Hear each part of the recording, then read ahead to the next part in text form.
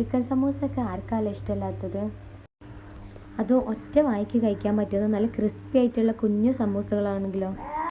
ഇന്ന് അതിന് വേണ്ടിയിട്ട് 3 കപ്പ് മൈദ എടുക്കാം. നമ്മളിന്ന് കുറച്ച് കൂടുതൽ ക്വാണ്ടിറ്റിയിലാണ് ചെയ്തെടുക്കുന്നത്. കുറച്ച് ഫ്രൈ ചെയ്യാനും ബാക്കി ഫ്രീസ് ചെയ്ത് സ്റ്റോർ ചെയ്ത് വെക്കാനും വേണ്ടിയിട്ടാണ്. ഇനി 3 കപ്പ് മൈദയിലേക്ക് ആവശ്യത്തിനുള്ള ഉപ്പും കുറച്ച് ഓയിലും ചേർത്ത് നല്ലതുപോലെ മിക്സ് ചെയ്യാം.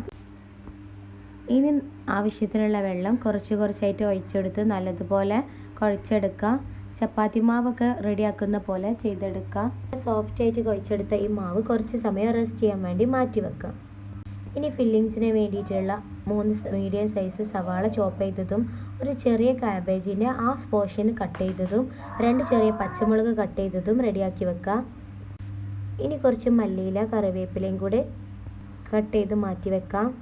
ഉപ്പും കുരുമുളകും ചേർത്ത് കുക്ക് ചെയ്തിട്ടുള്ള ചിക്കൻ നല്ലതുപോലെ പിച്ചിയെടുക്കുക. ഇനി ഒരു പാനിലേക്ക് ആവശ്യത്തിനുള്ള ഓയിൽ ഒഴിച്ച് ഇതിലേക്ക് സവാള ഇട്ട് കൊടുക്കുക.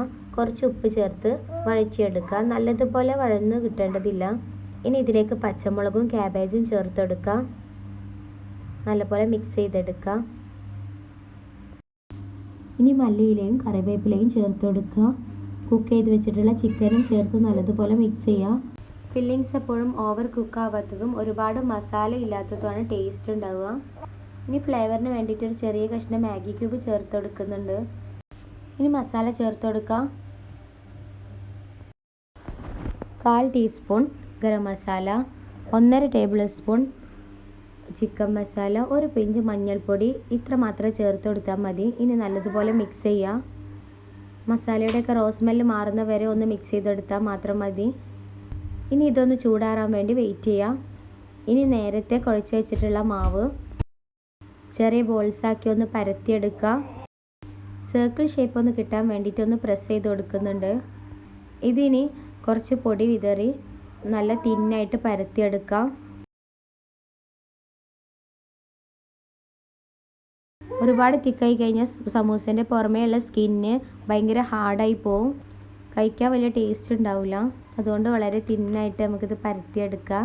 ഇനി വീഡിയോയിൽ കാണുന്ന പോലെ കട്ട് ചെയ്തെടുക്കാം. 4 ഭാഗമാക്കിയിട്ടെടുക്കാം കേട്ടോ. ഇതിൽ ഓരോ പോർഷൻസും ഓരോ സമൂസയ്ക്ക് വേണ്ടിയിട്ട് ഫോൾഡ് ചെയ്തെടുക്കാം. വീഡിയോയിൽ കാണുന്ന പോലെ സർക്കിൾ ഭാഗം രണ്ടും ഒട്ടിച്ച് വെക്കുക. ഒരുപാട് പൊടി തൂവി പരത്തിയെടുക്കുമ്പോൾ ഇത് ഒട്ടിപ്പിടിക്കാൻ ഒരുപാട് പ്രയാസം ഉണ്ടാവും. വീഡിയോയിൽ കാണുന്ന പോലെ തന്നെ ചെയ്തെടുക്കുക. ഇനി ഇതിൻ്റെ അകത്തേക്ക് മിക്സ് വെച്ച് കൊടുക്കുക. ഇനി ഇതുപോലെ ബാക്കിയുള്ള സമൂസയൊക്കെ ചെയ്തെടുക്കാം. ഇതിനകത്തേക്ക് മിക്സ് വെച്ച് ഒന്ന് മടക്കി ജസ്റ്റ് ഒന്ന് ഒട്ടിച്ച് കൊടുക്കുക. വീഡിയോയിൽ കാണുന്ന പോലെ ശ്രദ്ധിച്ച് ഫോൾഡ് ചെയ്തെടുത്താൽ മതി. പെട്ടെന്ന് റെഡിയായി കിട്ടും. എല്ലാ സമൂസയും ഇതുപോലെ റെഡിയാക്കി എടുക്കുക. ഇതിൽ കുറച്ച് മാത്രമേ നമ്മൾ ഫ്രൈ ചെയ്യുന്നുള്ളൂ. ബാക്കി എയർ ടൈറ്റ് ആയിട്ടുള്ള കണ്ടെയ്നറിൽ ഫ്രീസറിൽ സ്റ്റോർ ചെയ്ത് വെക്കും. ഇനി ഓയിലൊന്ന് ചൂടായി വരുമ്പോൾ സമൂസ ചേർത്ത് നല്ലതുപോലെ ഫ്രൈ ചെയ്തെടുക്കുക. നല്ല ക്രിസ്പി ആയിട്ടുള്ള സമൂസ റെഡിയായി. പുതിന ചട്നി ഈ ചൂട് സമൂസയും കൂടെ കഴിക്കാൻ നല്ല ടേസ്റ്റാണ്. എല്ലാവരും ട്രൈ ചെയ്യണം. ചാനലൊന്ന് സബ്സ്ക്രൈബ് ചെയ്യണം. Thanks for watching.